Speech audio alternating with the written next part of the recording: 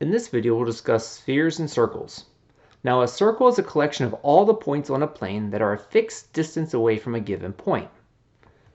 On the circle is the radius. This is the segment that goes from the center to any point on the circle. Whereas the diameter is a segment that contains that center but has both endpoints on the circle. Now, it's important to recognize that you will see that the term radius and diameter are used both for the name as well as for the lengths, measurements on the circle.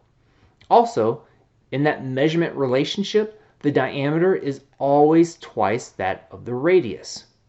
So let's look at a circle here. The name of this circle is named by the center. In this case, this would be circle J. If we want to talk about a diameter, the diameter has to include the center and have two endpoints on the circle, so there's only one diameter drawn in this image, which is segment LK. Now the radius, we have to think a little bit more carefully, because it's any segment that goes from the center to the edge of the circle. In this case, we have JM, which is the most common one stated, but we also have segment JK and segment JL. Again, because the diameter is twice the length of a radius. In other words, it's being made up of two radii. Now, whereas a circle is in two dimensions, a sphere is a collection of all the points in space that are a fixed distance away from a given point. Now we're adding in that dimension of height. But we still have a radius, which is a segment that goes from the center to any point on the sphere, and a diameter, which goes from the center and then has two endpoints on the sphere. And again, those terms radius and diameter will be used to represent the lengths in a sphere as well. So here's our sphere here. This one is sphere E. And we don't have any symbol that we use for spheres like we do for circles. If we look at the diameter, again, there's only one diameter that is drawn in this image currently, but there are infinite number of diameters. In this case, it would be segment AD. And just like the circle, there's more than one radius that we often will call. EB is the most commonly stated, but also AE and segment ED are also radii that are drawn in this image. When we construct a circle, we're going to use a compass. The first thing we do with our compass is open it to the desired radius. We then take the middle point and put it at the center of where we want our circle to be. We will then twirl the compass around the center and the pencil will create the circle for us. Also, if you don't have a compass with you, you can always use two paper clips. And you take one pencil, hold it at the center, and take the other pencil and then twirl it around the first one.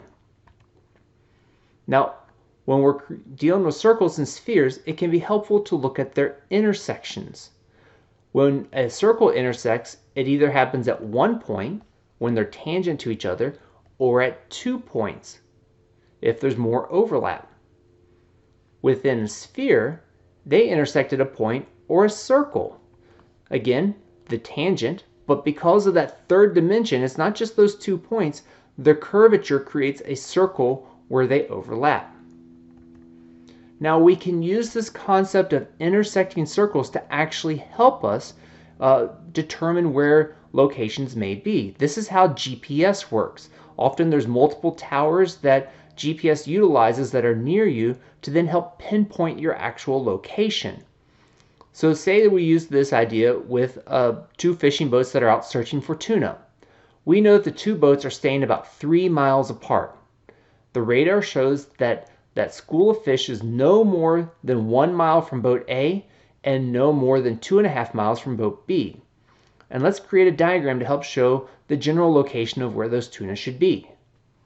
So we first start with the idea that the boats are staying about 3 miles apart.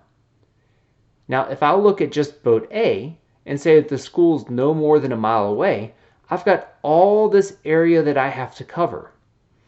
And if I'm looking just at boat B and saying it's got to be within 2.5 miles of boat B, it's all the area of this circle, which is an even larger display. However, all 3 pieces of information have to be true. So when we're looking at where would the tuna be, it has to be where all the overlap occurs. And in this case, it's only this small section here. So by having different locations and the radii and the circles around them, we can greatly decrease the area to search for a given location.